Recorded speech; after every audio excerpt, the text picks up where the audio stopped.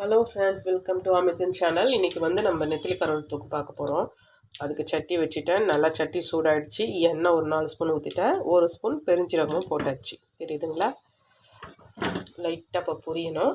Next நம்ம கருவேப்பிலை போட்டுக்கலாம். கருவேப்பிலை போட்டுக்கோங்க. அடுத்து ஒரு 20 பூண்டு கிட்ட நான் இடித்து வச்சுருக்கேன்.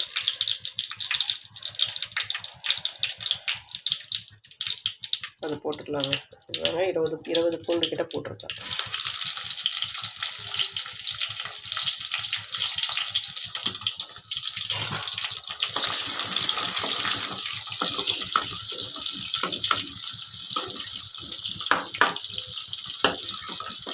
அடுத்து வெங்காயம், தக்காளிங்க 3 வெங்காயம். நான் கருவாடு இந்த கிண்ணத்தில் கொஞ்சம் அளவு, இது 50 ரூபாய்ங்க. இதுக்கு நம்ம 3 வெங்காயம் 2 தக்காளி எடுத்து வச்சுருக்கோம். தொக்கு மாதிரி தான் நம்ம செய்ய போகிறோம்.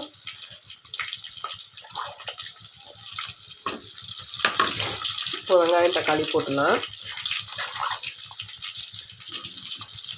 வெங்காயம் தக்காளி போட்டு நல்லா வதங்கி அந்த மேஷ் ஆகிற அளவுக்கு அந்த ஸ்டேஜ் வரைக்கும் நல்லா வதக்கி அதுக்கப்புறமா நம்ம கருவாடு போடணுங்க. இப்போ நம்ம வெங்காயம் போட்டாச்சு. நல்லா வதங்க விடுங்க.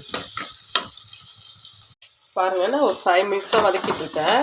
நல்லா லைட்டாக உப்பு போட்டேன். ஏன்னா கருவாடுலேயே உப்பு இருக்கும், ரொம்ப போடுறதில்ல. லைட்டாக உப்பு போட்டு நல்லா வதக்கி நல்லா மேஷ் பண்ணுற அளவுக்கு ஆக்கிட்டேன்.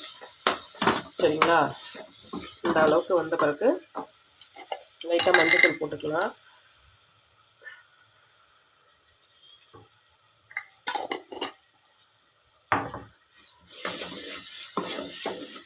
மஞ்சத்தூள் போட்டால் தான் அந்த ஃப்ளேவரே வரும். இப்போ நம்ம கழுவி வச்ச கருவாடை போட்டுக்கலாங்க.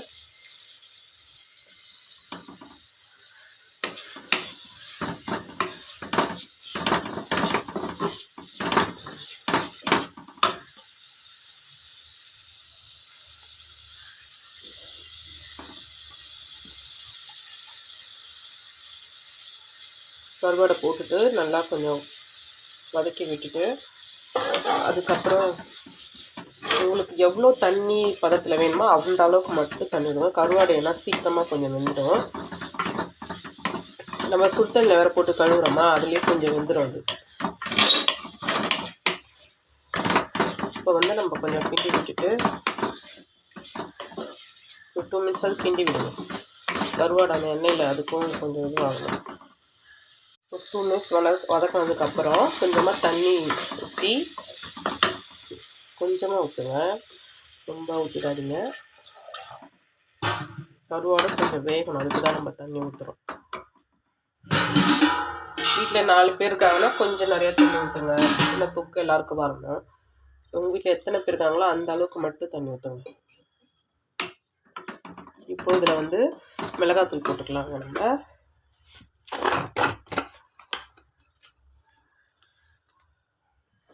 ஒரு 1.5 ஸ்பூன் அளவுக்கு மிளகாத்தூள் போடுங்க. உப்பு லைட்டாக போடுங்க. ஏன்னா நம்ம கழுவுனதுலேயே கொஞ்சம் உப்புலாம் போயிருக்கும் கருவாட்டில் இருக்கிறது. இருந்தாலும் உப்பு இருக்கும், கொஞ்சமாக போட்டுக்கோங்க. கொஞ்சமாக போடுறேன்.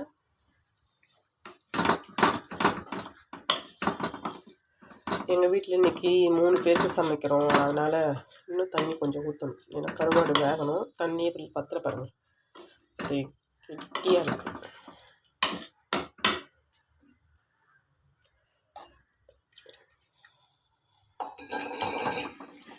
தண்ணி ஊற்றி மூடி போட்டு ஒரு 5 மினிட்ஸ் குக் பண்ணுவேன்.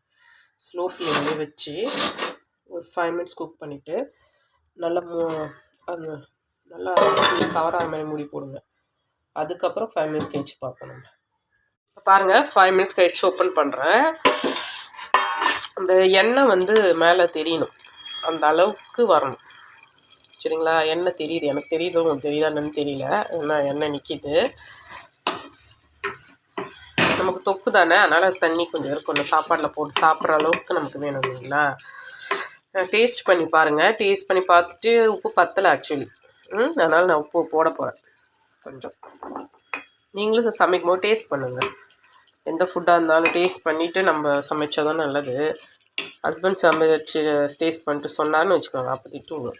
அதனால் நம்மளே டேஸ்ட் பண்ணி பார்த்துட்டு உப்பு பத்தலையாக போட்டு அந்த டைமில் ரெடி பண்ணி வச்சிடலாம். சரிங்களா? இப்போ எங்கள் வீட்டில் தொக்கு ரெடி. இதே மாதிரி நீங்களும் ட்ரை பண்ணி பாருங்கள். இது எல்லாருக்குமே ரொம்ப பிடிக்குது, குழந்தைங்களும் சாப்பிட்றாங்க. நல்லா ஹெல்த்தி ஃபுட்டு தான் கருவாடு. இந்த சளிக்கு டைமில் இந்த கிளைமேட்டுக்கு இதை ரொம்ப நல்லாயிருக்கும். ட்ரை பண்ணுங்கள். தேங்க்யூ.